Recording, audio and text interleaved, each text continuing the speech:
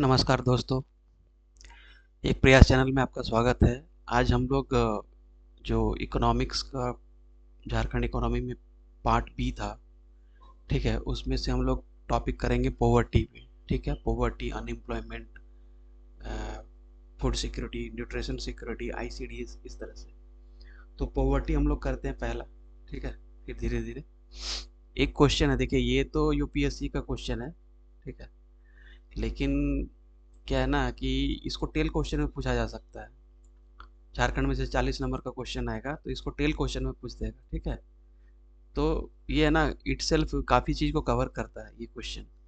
और अगर कहीं नहीं मिले तो इसको एज ए कोट आप यूज़ कर सकते हो इन कंक्लूजन में, ठीक है। तो क्या बोलता है, poverty is not merely an economic condition but a multi dimensional challenge. मतलब गरीबी सिर्फ एक आर्थिक स्थिति की देन नहीं है, बट लेकिन एक जो बहुआयामी मतलब चैलेंज है, ठीक है। हिंदी में इसको इस तरह से बोल सकते हैं, ठीक है। तो देखिए, झारखंड का हम लोग पढ़ रहे हैं तो हमें पहले इसमें ये एक टेल क्वेश्चन होगा इससे पहले, या ये एक हेड क्वेश्चन होगा और इसके बाद एक टेल क्वेश्चन होगा। हो सकता है ये हेड क्वेश्चन हो और उसके बाद बोल दे कि भाई आप जो रिसेंट पॉवर्टी का मेजर है उस बेसिस पे बताइए कि झारखंड का इस या इंडिया का क्या डेटा है, इंडिया का क्या पोजीशन है, क्या गवर्नमेंट ने इनिशिएटिव लिया, ठीक है। तो देखिए, सबसे पहले पॉवर्टी का डेफिनेशन देंगे हम लोग भाई।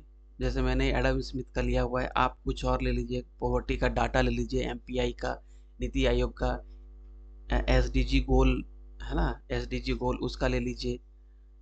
तो इस तरह से आप ले सकते हो, ठीक है। तो सबसे पहले मैंने तो अपना जो है अपना ले लिया, इसको आप इंट्रो में भी लिख सकते, ये कंक्लूजन में भी लिख सकते हैं, ठीक है। चलिए, ये है मेरा main definition.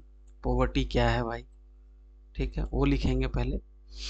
Poverty is a state और condition in which a person और कम्युनिटी, मतलब कोई व्यक्ति या कोई कम्युनिटी लैक करता है, मतलब अभाव में रहता है किसका, फिनेंशियल रिसोर्सेस। क्यों? क्योंकि फिनेंशियल रिसोर्सेस इसेंशियल है, ज़रूरी है किसी मिनिमम स्टैंडर्ड को मीट करने के लिए, जीने के लिए जो मिनिमम आवश्यकता है उसको मीट करने के लिए, ठीक है। तो वही जब मुझे नहीं मिलेगा तो मैं गरीब कहलाऊंगा, ठीक है। Poverty means that the income level from the employment is so low that basic human needs can not be meet, ठीक है। हम पहले भी आपको बोले हैं कि भाई आप कोई कोड से स्टार्ट कीजिए, है ना, ये भीड़ चाल नहीं चलना है, या कोई डेटा से आप स्टार्ट कर सकते हो। जैसे नीति आयोग का 2024 का जो रिपोर्ट है उसके अनुसार भारत ने 135 मिलियन पीपल को अपलिफ्ट किया है from the multi dimensionally poor zone, ठीक है। तो उससे आप लिख सकते हो, या वर्ल्ड बैंक का डेटा जो है उसमें क्या है कि लगभग आपका जो 11-12 में लगभग 200, अभी हम लोग देख लेंगे, 200 कुछ लोग, मिलियन लोग मल्टी डायमेंशनल पुअर थे, बट अभी वो ना घट के 74 मिलियन हो गए। तो इस तरह से आप कर सकते हो, ठीक है। इंडिया का, अच्छा, इंडिया का जो वर्ल्ड बैंक का जो आपका स्प्रिंग रिपोर्ट है ऑन पॉवर्टी एंड इक्वालिटी, उसमें इंडिया का बहुत ज़्यादा अप्रेज किया गया, तो वहाँ से भी आप लिख सकते हो, ठीक है। हम लोग देख लेंगे, इसी में बहुत सारा चीज मिल जाएगा जो आप इंट्रो में लिख सकते हो। Don't use only quotation. ये जो झारखंड में बोला जाता है ना, एक भेड़ चाल, कि कोटेशन से स्टार्ट करो। क्यों कोटेशन से? एग्जामिनर को कॉपी दिखेगा एक ही जैसा कोटेशन, ठीक है। अब देखिए, यूएन ने डिफाइन किया है, आप वर्ल्ड के बैंक का भी लिख सकते हो पॉवर्टी का डेफिनेशन, आईएमएफ का लिख सकते हो, या नीति आयोग का लिख सकते हो। मैंने यूएन का लिया हुआ है। Poverty is denial of choice and opportunity, a violation of human dignity, it means lack of basic capacity to participate effectively in society. ये मैंने इसलिए लिया कि ऊपर का क्वेश्चन अगर देखेंगे कि पॉवर्टी सिर्फ एक इकोनॉमिक कंडीशन नहीं है बट मल्टी डायमेंशनल चैलेंज है। उसमें ये चीज़ देखिए क्या क्या लिखा है, डिनाइल ऑफ चॉइसेस। अगर किसी के पास बहुत पैसा, इसका मतलब वो गरीब नहीं है, ऐसा नहीं है भाई। अगर पैसा है लेकिन चॉइस उसको नहीं दिया गया, उसके पास उसको अपॉर्चुनिटी नहीं मिल रहा है, उसको डिग्निटी के साथ जीवन जीने का मौका नहीं मिल रहा है, तो ये सब भी क्या है, पॉवर्टी का आयाम है, ठीक है, जिसके कारण वो सोसाइटी में इफेक्टिवली पार्टिसिपेट नहीं कर सकता। इसलिए इस कोटेशन को लिया है, ताकि उस जो हमारा ऊपर का जो क्वेश्चन है ना, इसका रिलेवेंस में है ये देखिए, poverty is not merely economic condition but a multi dimensional challenge, ठीक है। अब क्यों हम लोग लिए हैं ये आपको पता चल गया कि भाई हमने क्यों लिया था इसको, ठीक है। अब देखिए टाइप्स ऑफ पॉवर्टी 40 नंबर में आएगा तो ये लिखना है। एब्सोल्यूट पॉवर्टी क्या होता है? एब्सोल्यूट पॉवर्टी मतलब measurement of poverty in reference to minimum requirement, for example calorie, food, not food components. और इसको मेजर कैसे करते हैं? पॉवर्टी लाइन और एचडीआई से, ठीक है। वर्ल्ड बैंक का भी डेटा है, $3 पर डे पर पर्सन से नीचे जो जीवन व्यतीत कर रहे हैं वो एक्सट्रीम पुअर है, ठीक है। और इस बेसिस पे वर्ल्ड बैंक ने 3 क्लासिफिकेशन दिया है, ठीक है। Lower middle income countries, upper middle income countries, high income countries, ठीक है। फिर एशियन डेवलपमेंट बैंक ने अपना डेफिनेशन दिया हुआ है, इसको भी आप लिख सकते हो, ठीक है। उसके बाद देखिए दूसरा एक कैटेगरी होता है रिलेटिव पॉवर्टी। ये सब कोर कॉन्सेप्ट है जो आपको जाना चाहिए। रिलेटिव पॉवर्टी मतलब हम गरीब हैं, कैसे हमारे अगल बगल के लोग किस तरह से रहते हैं, उनके रिलेटिव में मेरा जिंदगी कैसा है, ठीक है। Actually it is a measurement of inequality, ठीक है। It is a measure of inequality, ठीक है। और इसको मेजर कर से करते हैं लॉरेंज कर्व या गिनी कोएफिशिएंट, क्योंकि यही जो मैक्स लॉरेंज या कोराडो गिनी ने दिया था कि भाई ये दिखाता है कि हाउ ए कंट्रीज रिसोर्स और wealth is distributed among the people of that country, ठीक है। अच्छा अब देखिए पॉवर्टी लाइन मेजर करने का क्या तरीका होता है। पॉवर्टी मेजर करने का एक पॉवर्टी लाइन हम लोग बनाते हैं। वो कैसे बनता है? एक तरह का प्री डिटर्मिन्ड है ना लाइन है कि भाई इतना खर्चा तो करना चाहिए एक अच्छा जिंदगी जीने के लिए, इससे नीचे जो खर्च करते हैं वो गरीब है, ठीक है। जैसे इंटरनेशनल पॉवर्टी लाइन अभी कितना है? $3 पर डे, ठीक है। तो क्या होता है पॉवर्टी लाइन? एक इमेजिनरी लाइन होता है, कोई ऐसा तो भौतिक लाइन है नहीं, physical line. It is based can be based on income और एक्सपेंडिचर, ठीक है, कंजम्पशन। इंडिया में क्या है, ये कंजम्पशन एक्सपेंडिचर पर हाउस होल्ड पर मंथ के बेसिस पे है, ठीक है सर ये, ठीक है। उसके बाद देखिए इंडिया में पॉवर्टी मेजरमेंट करने के लिए बहुत सारे कमिटी बनाए गए थे, ठीक है। लेकिन अभी जो है पॉवर्टी कौन मेजर करता है? नीति आयोग टास्क फोर्स करता है। किस बेस पे भाई नीति आयोग करता है? किस बेस पे करता है? Poverty line which is further based on data captured by NSS मोप्सी के अंडर, ठीक है। और ये जो लाइन होता है ना, बेस होता है आपका एक पॉवर्टी लाइन बास्केट। वो क्या रखता है? रोटी कपड़ा मकान, मतलब food, clothing, rent, convenience and entertainment, ठीक है। ये 5 चीजों को मिलकर एक पॉवर्टी लाइन बास्केट बनता है, ठीक है। और वो डिसाइड करता है कि इन पांचों का जो एग्रीगेट खर्चा है कितना होना चाहिए, तब वो व्यक्ति गरीब नहीं कहलाएगा, ठीक है। देखिए ये सब आपका उतना नहीं है, कोर कॉन्सेप्ट है, आप मतलब ठीक है आप देख सकते हो, लेकिन ये नहीं है। जैसे हेड काउंट रेशियो क्या होता है, पॉवर्टी गैप इंडेक्स क्या होता है, स्क्वाड पॉवर्टी गैप इंडेक्स क्या होता है, ठीक है, ये सब चीज़ें, ठीक है। ये सब कोर कॉन्सेप्ट है जो आप पढ़ लेंगे। इसको करेंगे तो फिर 40 मिनट का लेक्चर होता है, कोई देखता नहीं है, ठीक है। उसके बाद देखिए इंडिया में पॉवर्टी जो है वो 3 वे में मेजर किया जाता है बाय नीति आयोग, ठीक है। लकड़वाला कमेटी अभी हम लोग देखेंगे, मतलब यूनिफॉर्म रिकॉल पीरियड, ठीक है। इसमें क्या होता है कि एनएसएस सर्वे करती है कि 30 दिन में कितना आपने आटा, चावल, दवाई, ये सब चीज़ खरीदी, ठीक है। एक्सपेंडिचर कितना किया आपने 30 दिन में फूड और नॉन फूड आइटम्स में, उस बेसिस पे डिसाइड होता है, ठीक है। ये यूज़ कहाँ किया गया था? लकड़वाला कमेटी में। अभी हम लोग तेंदुलकर कमेटी यूज़ करते हैं जिसमें mixed recall period. Mixed recall period मतलब देखिए जो लकड़वाला कमेटी में यूनिफॉर्म रिकॉल पीरियड था ना, उसका मतलब ये है कि सारा गुड्स का सर्वे 30 दिन के पीरियड के लिए किया जाना था, ठीक है। मतलब 30 दिन में आप इस सब सामान, कितना सामान खरीदते हो, मतलब फूड और नॉन फूड आइटम्स। लेकिन ज़रूरी थोड़ी ना है कि जूता हम हर 30 दिन में खरीदें। जूता तो हो सकता है हम 1 साल में खरीदें, 2 साल में खरीदें, कपड़ा हम 2 साल में खरीदें, मेडिकल एक्सपेंसेस मेरा अ, मतलब 6 महीना में हो, एक बार हॉस्पिटल जाए, डेली थोड़ी ना हॉस्पिटल जाएँगे। लेकिन कुछ ऐसी चीज़ें हैं जो हाई फ्रीक्वेंसी यूज़्ड गुड्स हैं, जैसे फ्यूल हो गया आपका, रसोई का गैस हो गया आपका, उम, आपका क्या बोलते हैं, फूड हो गया है ना, जैसे स्पाइसेस, ऑयल एक्सेट्रा, ठीक है। तो इसके लिए 30 दिन का पीरियड रखा गया। इन सब चीज़ों को 30 दिन में सर्वे करना है, जो हाई फ्रीक्वेंसी गुड्स हैं, जैसे डेली आइटम्स में जो यूज़ होते हैं। और 365 उनके लिए रखा गया जो लो फ्रीक्वेंसी गुड्स है, जैसे कि आपका क्लोथिंग हो गया, कपड़ा, footwear, durable goods, education expenses, institutional health, medical, ठीक है, ये सब चीज़ें। उसके बाद मिक्स्ड मॉडिफाइड इकल पीरियड, ये क्या है, रंगराजन कमेटी यूज़ किया था। इसने क्या किया, नहीं 30 दिन में तो मेज़र करना ही करना है, 365 दिन में भी मेज़र करना है। एक और चीज़ मेज़र करना है भाई 7 दिन में, 7 दिन में उससे भी हाई फ्रीक्वेंसी जो बहुत ज़्यादा रेगुलर यूज़ होता है, जैसे स्पाइसेस, दही हो गया आपका, ऑयल हो गया, है ना, ये सब चीज़। और मंथली में जैसे फ्यूल, लाइट, टैक्स, रेंट, ये सब चीज़ें। और 365 में कौन सा हो जाएगा, जो फूड वेयर, क्लोथिंग, जो ड्यूरेबल गुड्स हैं, ये सब चीज़ें, ठीक है।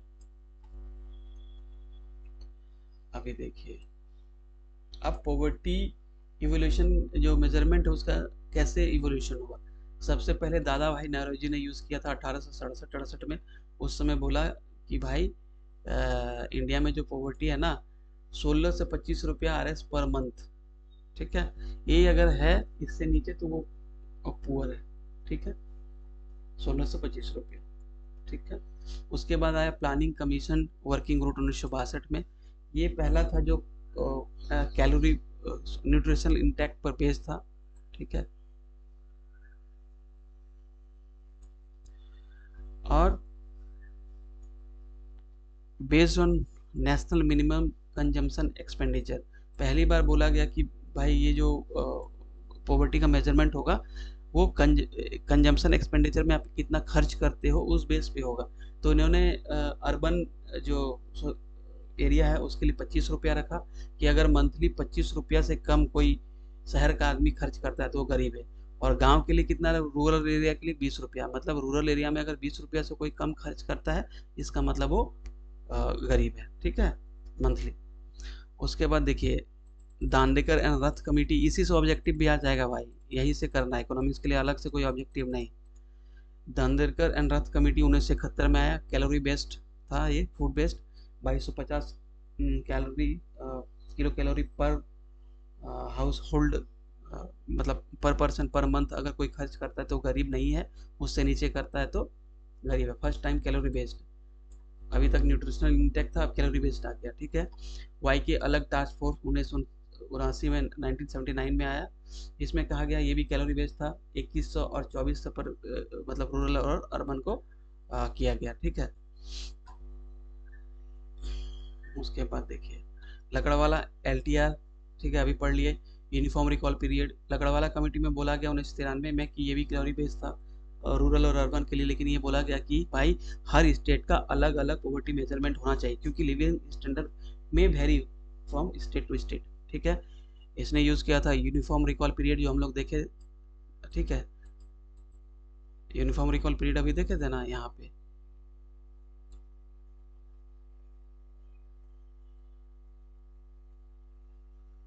ये देखिए, ये मिक्स रिकॉल हुआ, ये यूनिफॉर्म 30 दिन में इसको मेजर करना था, ठीक है, food and non food items को, ठीक।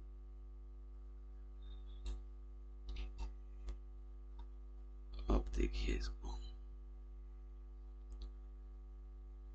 लकड़वाला कमेटी हो गया। तेंदुलकर कमेटी क्या बोला कि भाई 27 और 33 रुपया, 33 रुपया अर्बन एरिया में पर डे जो खर्च करता है, या 27 रुपया रूरल एरिया में पर डे जो खर्च करता है वो गरीब नहीं है, इससे नीचे वाले सभी गरीब होंगे।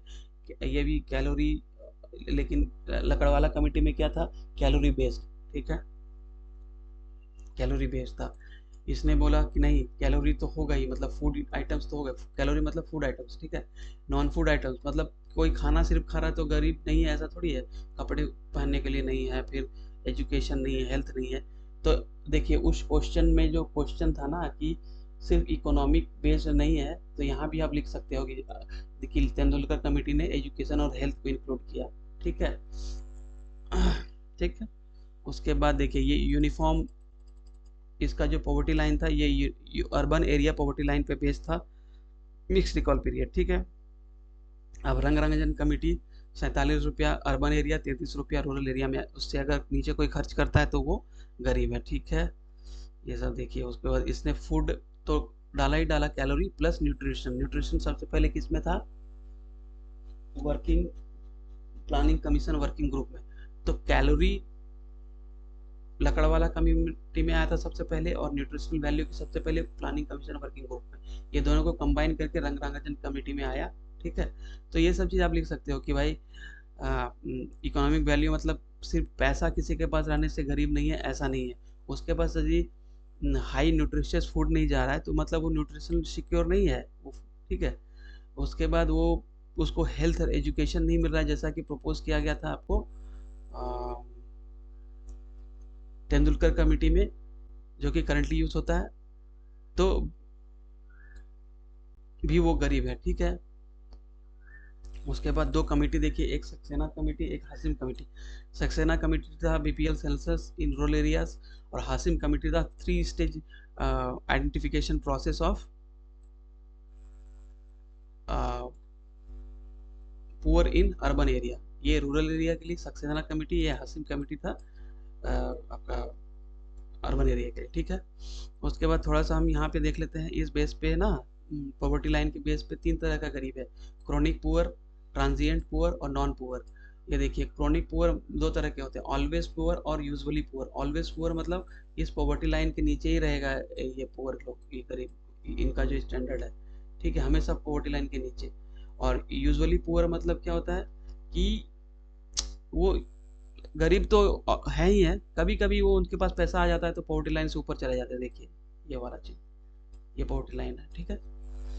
उसके बाद ट्रांजिएंट पुअर, पुअर में क्या आएगा भाई, चूर्निंग और ओकेजनली पुअर। चूर्निंग मतलब वो पॉवर्टी लाइन से कभी नीचे आ जाते हैं, कभी ऊपर आ जाते हैं, continuously regularly move in in and out of poverty line, यहाँ पे देखिए।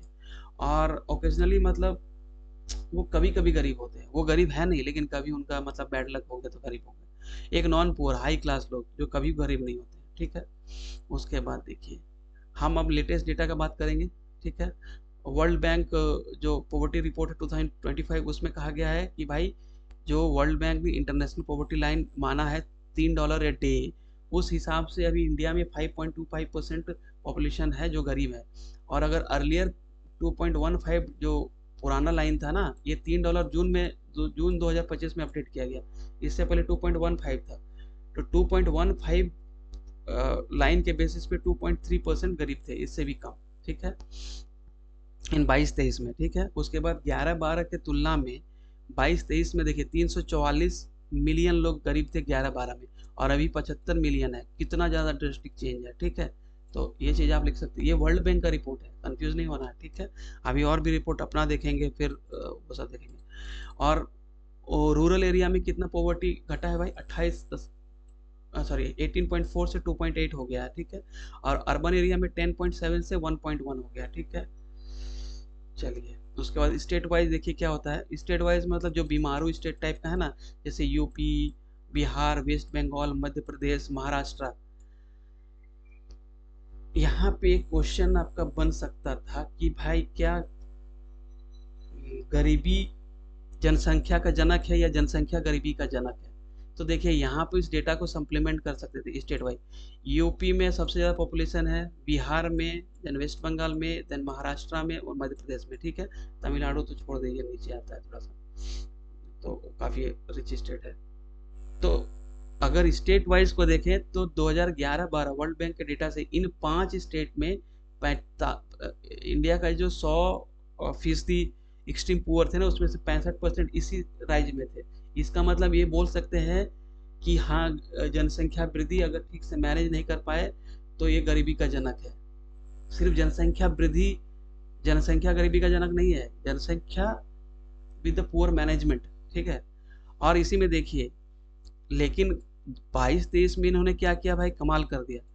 2/3 गरीबी, जो टोटल गरीबी घटी है ना, 344 मिलियन लोग से 75 मिलियन हो गए गरीब, कम हो गए गरीब, उसमें से 2/3 इन्हीं स्टेट्स में कम हो गए, मतलब काफ़ी अच्छा इनको परफॉर्मेंस रहा, ठीक है। लेकिन अभी भी 54% गरीब है। तो इस डेटा से आप उस क्वेश्चन को कि जनसंख्या गरीबी का जनक है या गरीबी जनसंख्या का जनक है, तो यहाँ पे इसको पॉइंट को लिखना था। फिर देखिए एमपीआई रिपोर्ट, एमपीआई रिपोर्ट आपको पता ही है, 3 डायमेंशन होता है, 10 इंडिकेटर होता है, ठीक है। 2 तरह के एमपीआई है, एक ऑक्सफोर्ड वाला और एक होता है नेशनल एमपीआई, नीति आयोग वाला, ठीक है। नीति आयोग में 12 इंडिकेटर है, देखेंगे इसमें 3 डायमेंशन 10 इंडिकेटर 2010 में आया था सबसे पहले, ठीक है। अब देखिए 10 इंडिकेटर क्या क्या है भाई,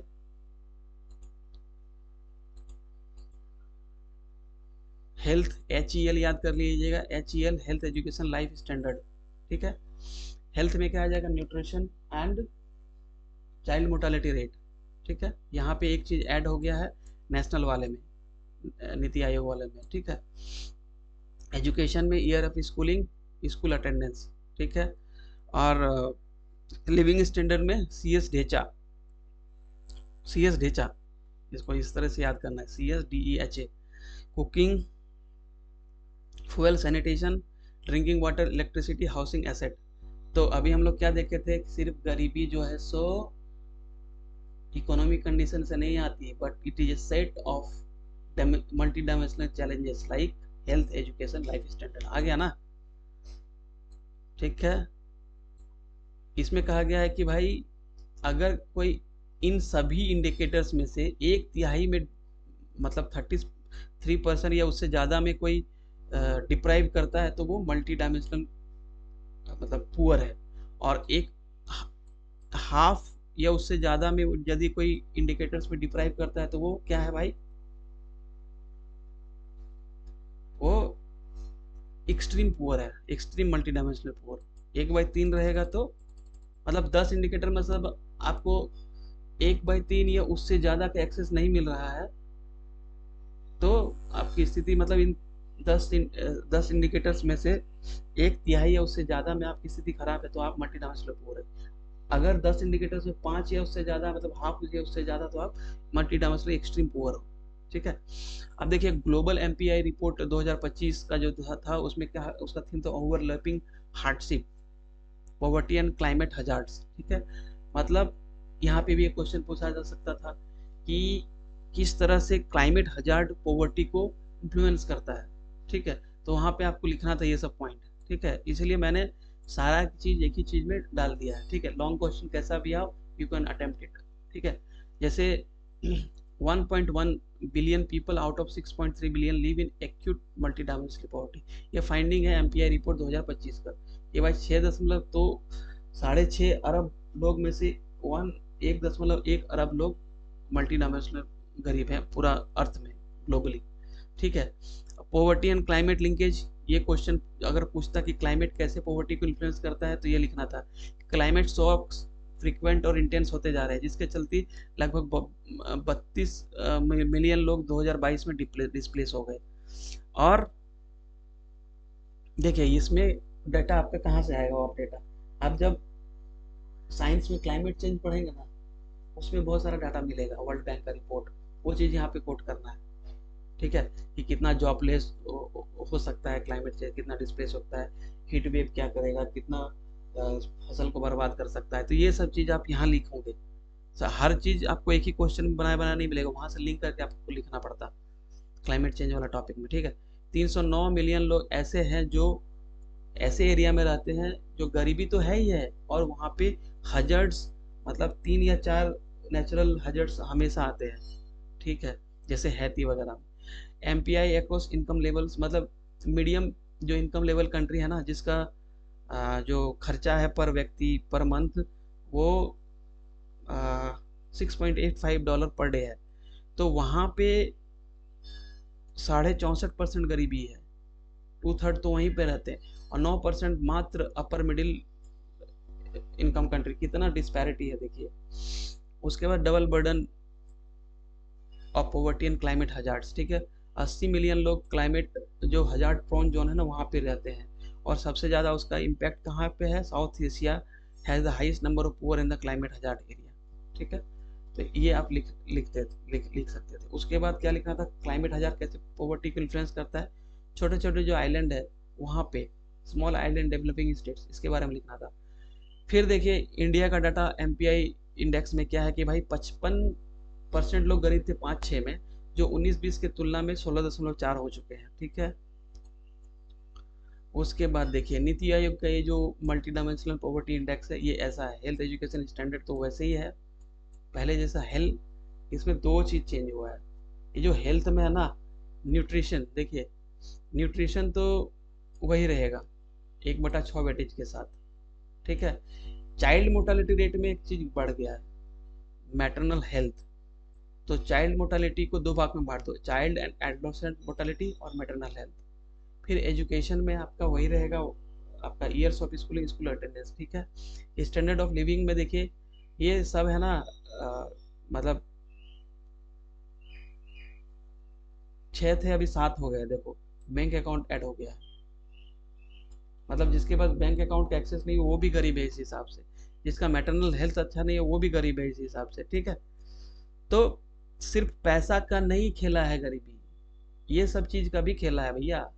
देखिए तभी तो जोड़ा गया ना, bank account, sanitation, housing, electricity, school attendance, years of schooling, nutrition, maternal health. तो ये सब चीज आपको लिख के इस क्वेश्चन को सप्लीमेंट करना था, ठीक है। इसके अनुसार क्या है, 2023 के रिपोर्ट के अनुसार बिहार सबसे गरीब राज्य और सेकंड स्टेट में हमारा प्यारा झारखंड आता है, ठीक है। इसके हिसाब से 135 मिलियन लोग 2015-16 और 19 से 21 के बीच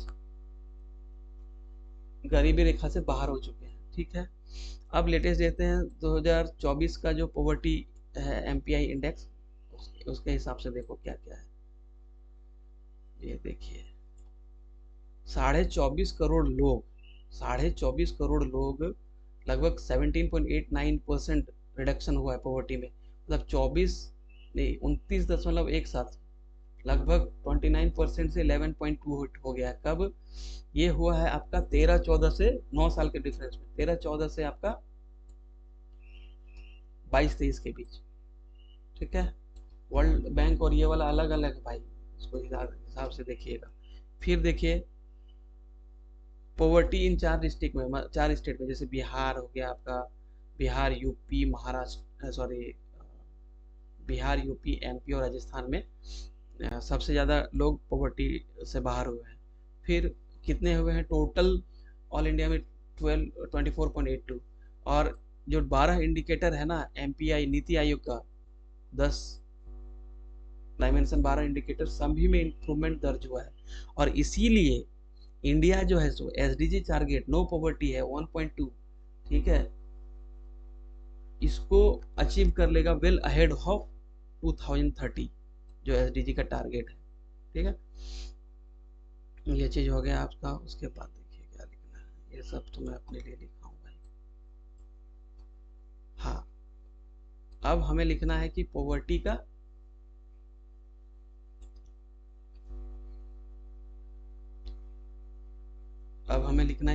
का कारण क्या है और आपका चैलेंजेस और वे फॉरवर्ड, ठीक है। देखिए पॉवर्टी का कारण यहाँ पे देखिए बहुत सारा है, जैसे पॉपुलेशन एक्सप्लोजन है भाई, हम हर साल 2.2% के रेट से, मतलब 17 मिलियन लोग ऐड हो रहे हैं, ठीक है। ये एवर लास्टिंग ग्रोथ को सस्टेन करने के लिए हमारे पास रिसोर्स पे प्रेशर पड़ता है, ठीक है। तो ये काउज हो गया। फिर एग्रीकल्चरल, आपको पता है ये कि भाई एग्रीकल्चर में हमारे पास डिस्गाइज्ड अनएम्प्लॉयमेंट है। फिर एग्रीकल्चर में इंडिया के लगभग 42% वर्कफोर्स है, लेकिन इसका जो जीडीपी में योगदान है 17% के करीब है, 14 से 16%, ठीक है। उसके बाद देखिए इनइक्वालिटी है, अगर आप 23-24 का डाटा देखें, 22-23 का, तो लगभग 1% लोग जो है के पास 22.5% वेल्थ है, ठीक है। उसके बाद क्या है, लगभग एक तिहाई लोग $1 से भी नीचे जीवन यापन करने पर मतलब मजबूर हैं। फिर क्या है, जैसे हमारा जो इंफ्रास्ट्रक्चर है वो उतना अच्छा नहीं है, अनएम्प्लॉयमेंट ज़्यादा है, क्योंकि देखिए अगर आईएलओ का रिपोर्ट देखेंगे 2024 का आईएलओ का रिपोर्ट, ठीक है, उसके हिसाब से क्या है ना कि आईएलओ का रिपोर्ट 2024 इंडिया अनएम्प्लॉयमेंट रिपोर्ट 2024 में कहा गया है कि 83% जो अनएम्प्लॉयड है ये यूथ है, मतलब 100 में से 83% अनएम्प्लॉयड लोग क्या है, यूथ है। और उसमें भी सेकेंडरी और हायर सेकेंडरी एजुकेटेड जो पीपल है,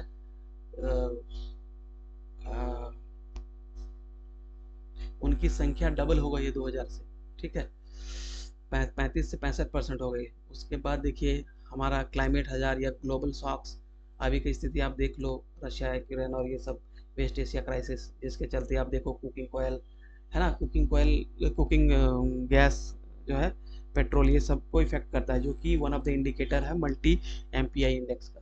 फिर पॉवर्टी ट्रैप इस तरह से दिखाएंगे, पॉवर्टी ट्रैप है ये, लो इनकम से स्टार्ट करना है, लो इनकम मतलब लो इकोनॉमिक ग्रोथ होगा तो लो इनकम होगा तो लो सेविंग लो इन्वेस्टमेंट फिर लो इनकम, इस तरह से आप इसको दिखाएंगे, ठीक है। उसके बाद इंडिया में क्या पॉवर्टी एलिविएशन प्रोग्राम चल रहा है भाई, तो बहुत सारे चल रहे हैं। आप झारखंड के संदर्भ में पीएम ईपीजी, पीएम किसान,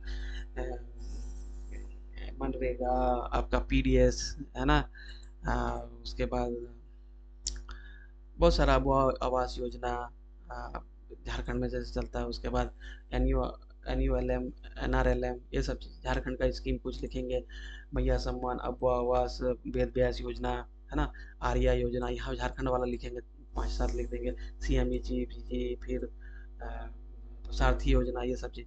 फिर एक केस स्टडी केरला के बारे में लिखिए कि भाई कैसे इन्होंने किया। इन्होंने 2021 में ही 64,000 लोग एक्सट्रीम पुअर है उनका एवोल्यूशन किया through ground survey on the basis of food, health, livelihood and shelter. देखिए यहाँ भी आ गया उस क्वेश्चन का आंसर, ठीक है, ठीक है। उस हिसाब से इन्होंने अपने आप को फर्स्ट स्टेट घोषित किया to be free from extreme poverty. फिर हमारा की चैलेंजेस क्या है भाई, हमने देख लिया ऊपर से कि पॉवर्टी सिर्फ इकोनॉमी का खेला नहीं है, but it goes beyond economic condition, like health, nutrition, health, education.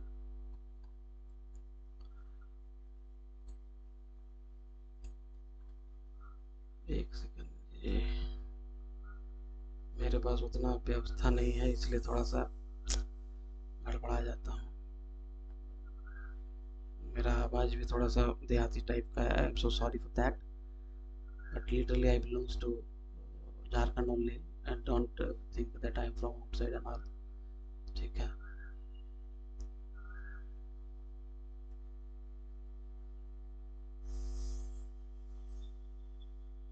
देखिए हाँ, यहाँ पे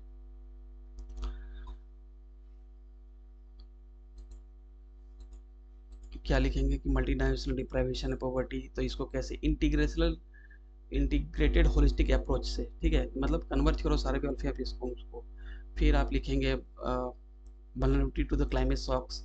क्लाइमेट शॉक्स है जो एक ग्लोबल फिनोमिना है, इसको हम लोग चेंज नहीं कर सकते, बट इनका हम निवारण कर सकते हैं, जैसे फसल बीमा योजना, इंश्योरेंस, पीएम किसान, drought resistant crops, research and agriculture, ठीक है। फिर लार्ज इन्फॉर्मल सेक्टर, इंडिया का पता है आपको वर्कफोर्स मैक्सिमम इनफॉर्मल सेक्टर में है, तो उनको फॉर्मलाइज करना है, लाइक प्रधानमंत्री जन धन योजना, ई श्रम पोर्टल, प्रधानमंत्री श्रम योगी मानधन योजना, फिर स्किल इंडिया मिशन, उनको स्किल दो, फिर फॉर्मलाइज करो, ये सब चीज़। रीजनल सोशल डिस्पैरिटी आपको पता है, एसडी मार्जिनल सेक्शन, ये सब में ज़्यादा गरीबी है। ईस्टर्न जोन देखिए Calcutta, Jharkhand, north east area काफ़ी बैकवर्ड है west compare to Bombay, Gujarat, western zone. तो एस्पिरेशनल डिस्ट्रिक्ट प्रोग्राम, फिर जो सब प्लान है एसपीएससी के लिए उनको बढ़ावा देना चाहिए, की एरिया आइडेंटिफाई करना चाहिए कि हमारा प्लान कहाँ फेल कर रहा है, ठीक है। फिर एग्रीकल्चरल डिस्ट्रेस, ये सब को करना है, ठीक, ठीक है। उसके बाद अपना कंक्लूजन लिखना है, ठीक है। तो इस वे में आप इसको लिख सकते हैं। फिर देखिए क्वेश्चन आ गया ना वही, poverty is not merely a state of economic inadequacy but also encompasses social and political exclusion। इसको क्वेश्चन को आप खुद से ट्राई कीजिए। सोशल वाला तो हम बता दिए, पॉलिटिकल मतलब जैसे पॉलिटिकल में आप लिख सकते हो कि भाई अगर इनका पॉलिटिकल रिप्रेजेंटेशन नहीं होगा तो they can not raise their voice in the appropriate forum और वहाँ पे इनका जो प्रॉब्लम्स वो एड्रेस नहीं हो पाएगा। पॉलिटिकली पुअर होने पे क्या होता है, ये हेजिटेट करते हैं फ्रंट में आने के लिए, ठीक है, ये सोशली एक्सक्लूड होते जाते हैं। ईच सोसाइटी नीड्स रिप्रेजेंटेशन, ठीक है, इन सम हाउ। तो ये सब चीज़ें आप लिख सकते हो। फिर आप इसमें वे फॉरवर्ड में इसमें लिखना था जैसे पैसा का, ठीक है। तो ये सब चीज़ आप लिख लेना अपने से। Thank you so much. Bye bye.